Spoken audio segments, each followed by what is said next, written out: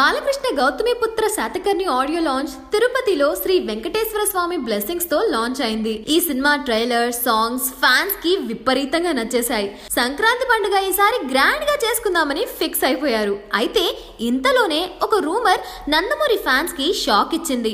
Balayya 101వ movie Krishna Vamsi direction లో చేయాలి. ఈ సినిమాకి రైతు అనే టైటిల్ ఫిక్స్ చేసి ప్రీ ప్రొడక్షన్ వర్క్ కూడా చాలా వరకు కంప్లీట్ చేశారు. అయితే ఇప్పుడు వినిపిస్తున్న వార్త ఏంటంటే బాలయ్య కృష్ణవంశీ సబ్జెక్ట్ కన్నా ఎస్వి కృష్ణారెడ్డి సబ్జెక్ట్ నచ్చడంతో తనతో 101వ సినిమా చేస్తానని మాట ఇచ్చేశాడట.